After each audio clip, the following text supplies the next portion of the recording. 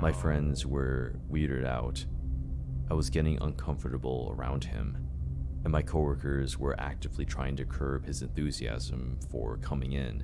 Stalking is a word that gets used quite a bit. It's usually referred to when there's a guy paying a female a bunch of unwanted attention and exhibits some behaviors that are really, really creepy, following them around, spying on them, giving them unwanted gifts, things of that nature. There's a lot of other versions of it though. I've actually think I've been a victim of stalking myself in a small way. See, when my wife and I got together before we were married, shortly after we started living together, we actually lived in the, I guess you could say, the real estate that belonged to her ex's mom, okay? She had a trailer that she had moved there a long time ago when they were still together and continued to live on it while he was in prison for over the decade that he served there. Anyway, to make a long story short, when he got out, things got quite uncomfortable and we moved away.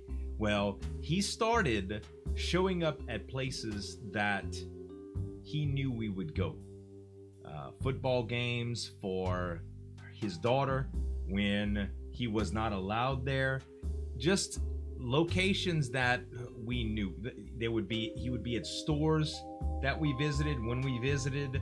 I don't know if he was following us around and just trying to make us feel uncomfortable, or if it happened to be just a very, very huge coincidence that it happened so much consecutively when he clearly had malicious intent to make us feel uncomfortable from the get-go. So I'm really not sure exactly how that plays out into the stalker verbiage, but I guess we were kind of victims of stalking. We gave him the nickname of the stalker, so I guess there's that. But stalking is a really serious thing that happens to a lot of people, and there's a bunch of creepy stories that come along with it. We're gonna react to two today from one of my favorite narrators, Spooked. Make sure to head on over to his channel and subscribe. Hit the notification bell, guys, and if you like reaction videos, make sure to subscribe to my channel as well. Let's get into this video. A few years ago, I worked at a small local pet store during college.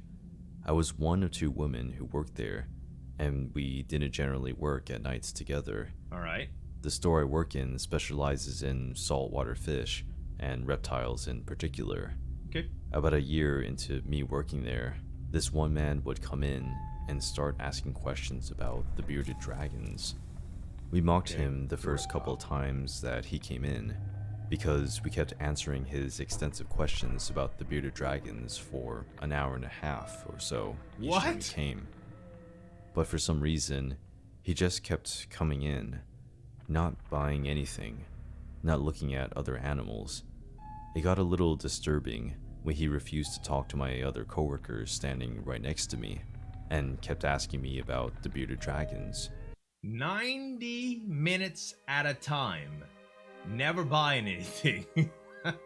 So I worked at quite a few retail establishments and restaurants, and naturally you have the occasional needy customer, people that really require a lot of information to make a buying decision. Some people that visit frequently. This happened a ton in the automobile industry. A ton. I sold cars for quite a long time, and I've had some people come back to take multiple test drives before for vehicles and ask about features and equipment when most customers weren't that, they didn't have such high requirements for information. And even the internet, like most people that would need that much information would do it at the internet and not bother people for 90 minutes at a time in a store without buying something. You have to feel guilty after a little while if you're a customer taking up that much time. But him refusing to talk to the other person, yeah, that's kind of a bit shady. He was definitely socially awkward, but after about the third time, he came in and questioned me about bearded dragons' mating habits for an hour. We all started getting uncomfortable around him. Alright. He knew my schedule because we were such a small store. And naturally, I would call my friends and tell them to come hang out at the shop while he was there, because he was just so persistent about talking to me, and only about the bearded dragons, with the occasional "do you have a boyfriend" or pickup line. I told him I wasn't interested each time, Right. and told him I had a boyfriend, even though I didn't. At first, we were all pretty forgiving, chalking it up to poor social skills, Yeah. but it started getting scary when he'd come on in, looking for me, not to find me, but knowing I was in the store because of my car, and just Wow. hang outside the shop. My boss started telling me to hide out in our employees' only room when he'd come in. Wow. My friends were weirded out. I was getting uncomfortable around him, and my coworkers were actively trying to curb his enthusiasm for coming in. So, as a retail establishment, you have the right to refuse service to someone, right? I would think in an independently owned store, it would be a very easy choice. If it was something more corporate, I would probably reach out to upper management and let them know what was going on. The likelihood that a complaint reaches the upper management for a customer that was taking up tons of time for a specific employee, asking inappropriate questions and not buying anything and exhibiting weird behaviors and making the staff uncomfortable, I don't think there's a district manager on earth that would even second guess a store manager for refusing him service. Just kick him out, you know? Yeah, that's some weird stuff. As an employer, I wouldn't, if you have to tell your employee to go hide in the stock room when a customer comes around, there's something wrong. You have to do something, grow a pair, baby. So I ended up quitting that job. Yeah. Luckily, that was the end of it, or so I thought. Well, if management Around didn't want to do a month anything. later, I'm watching the news with my dad, and God, we were in for a surprise. Oh no. I see a mugshot of the same guy that's been stalking me. He has allegedly been escorted off his ex's property in a local town by police. Killing. He allegedly came back to the house the same night and murdered her. When she didn't show up for work, her coworkers called for a welfare check. The police then got there. He answered the door and told them his name is Zeus, which most definitely wasn't his real name. What? He let the police in, and they found her in the bathtub on a tarp. They also found bloody plates, silverware, and pans in the sink. He had cooked and eaten parts of her heart, Holy! liver, and brain. He's still waiting for trial in our state, and his interviews, clips of news people questioning him while the police are escorting him to court, are just frightening. He tried to claim demonic possession at one point. What? He had previously murdered 2 people and had been released from prison before moving to our area. So the message of this story is to trust your instincts about the people you interact with. Holy crap! I don't even know what to say about that. Yeah, I was generally pissed off about the manager not doing anything until I. How do you react to that? I'm a reaction channel. I don't even know how to react to it. That is straight up spine chilling to know that that kind of persistent behavior that the boss didn't intervene with could have ended up in something as crazy as that. Cannibalism. Can you imagine? You gotta be effed in the head, bro. God dang. I don't see how the second story is gonna touch this one, but we gonna try it, y'all.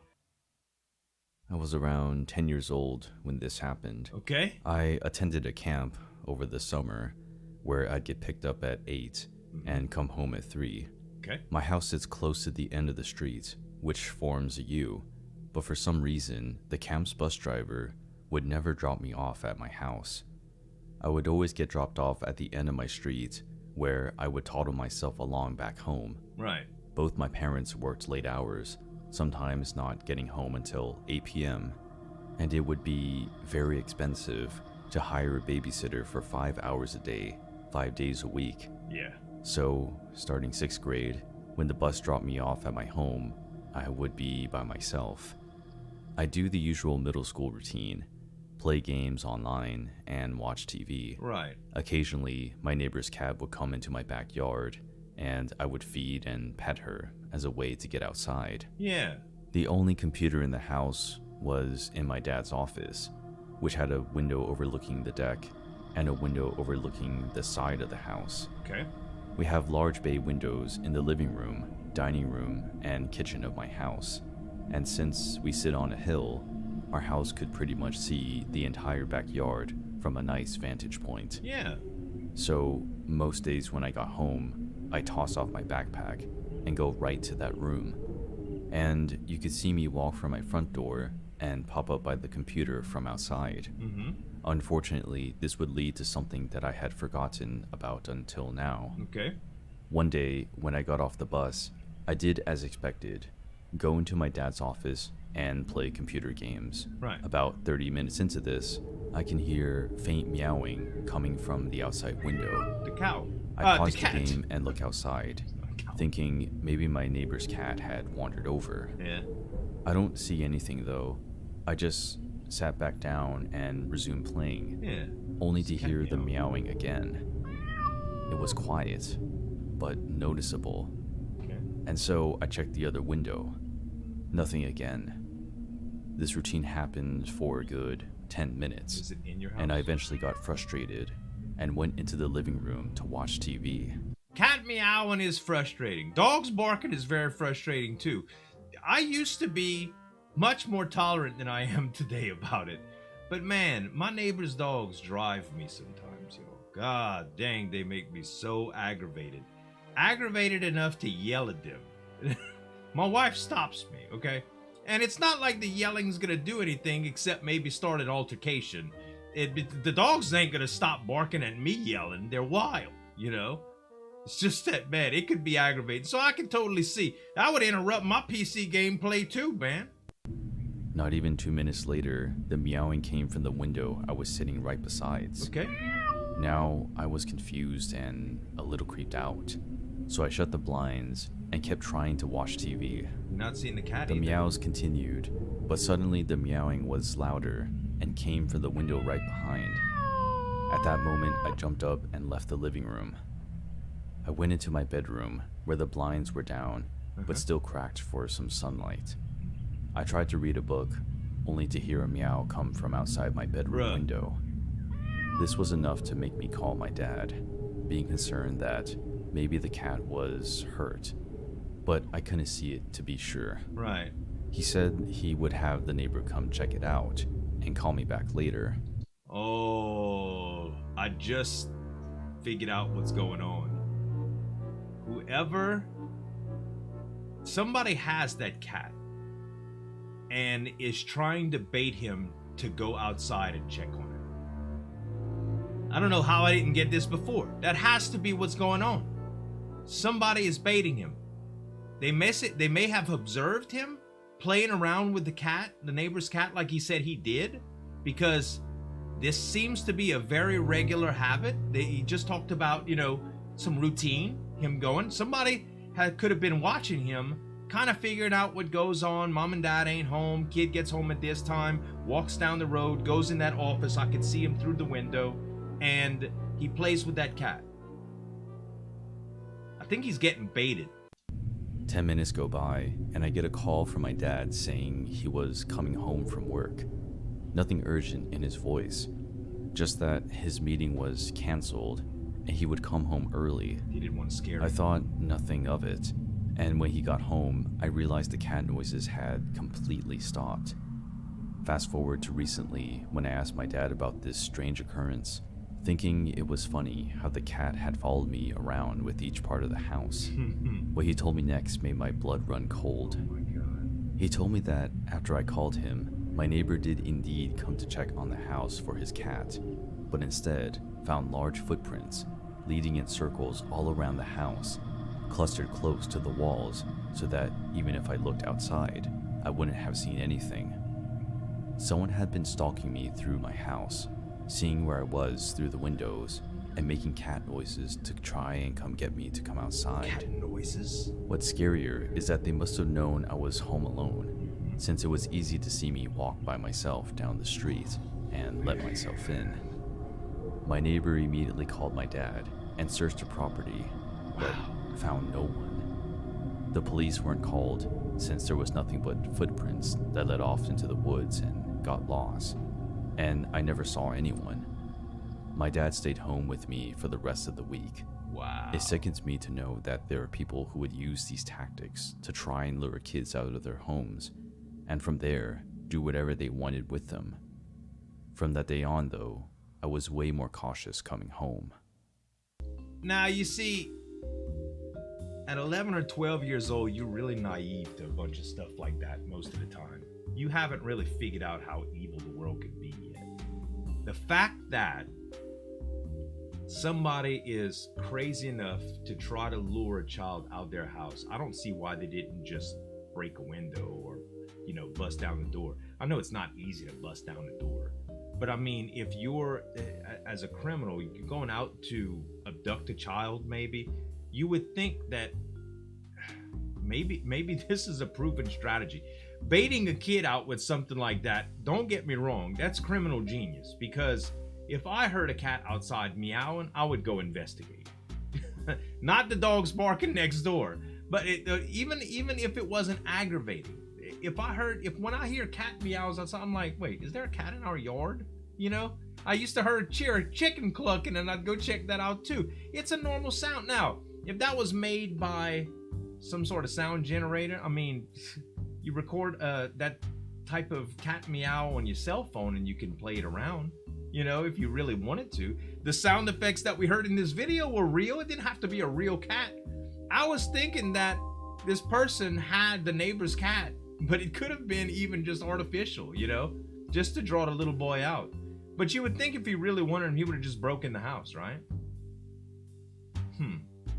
Crazy, man. People will go to extreme lengths to do what they want. Some sickos out there. Y'all be careful. Pay attention. Be careful around your own house. You never know. And stay away from people that are interested in bearded dragons, I guess. My daughter's into bearded dragons. I can't say that. Just say, y'all be careful out there. I love y'all. Make sure to check out Spooked. Awesome storytelling, man. And a couple other videos that are reacting to from here. Thanks so much for watching, guys. As always, this is Zueljin signing off, and we'll see you next time.